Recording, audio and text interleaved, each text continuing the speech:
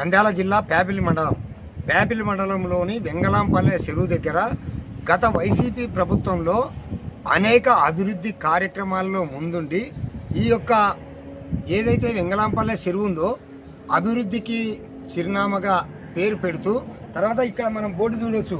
దాదాపు 3 కోట్ల వ్యయంతో దీన్ని అప్పుడు ఆర్థిక శాఖ మంత్రి ఉన్నప్పుడు బుగ్గన రాజేంద్రనాథ్ రెడ్డి గారు ఇది ఓపెన్ చేయడం జరిగింది.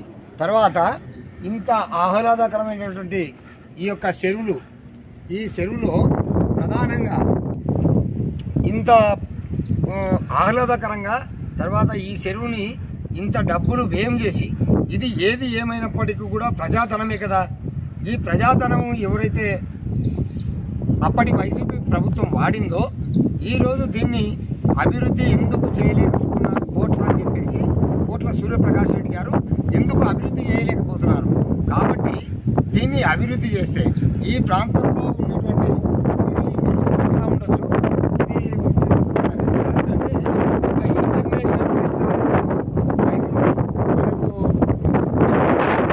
దీన్ని ఎందుకు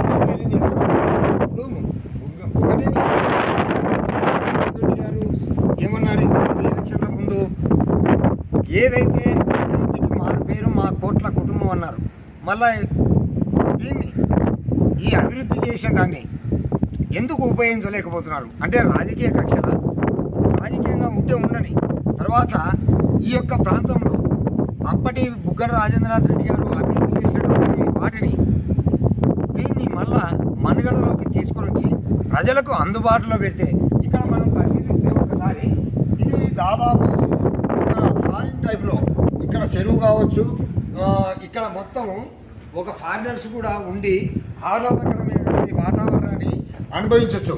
అటువంటి దీన్ని ఎందుకు అభివృద్ధి చేయలేకపోతున్నారని చెప్పేసి ఈ యొక్క డోన్ నియోజకవర్గం యొక్క ప్రజలు విమర్శలు వెల్లువెత్తుతూ ఉన్నాయి.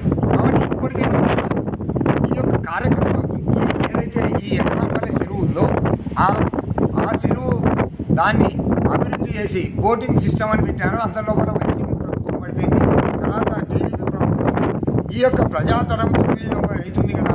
ఈ యొక్క ప్రజాధనం ఎక్కడైతే దుర్వినియోగం అవుతుందో దాన్ని వాడుకొని ఖచ్చితంగా ఇక్కడి ప్రాంత ప్రజలకి ఆహ్లాదకరమైనటువంటి ఈ చెరువుని అభివృద్ధి చేయాలని చెప్పేసి డోన్ ప్రాంత ప్రజలు విమర్శలు చేస్తూ ఉన్నారు.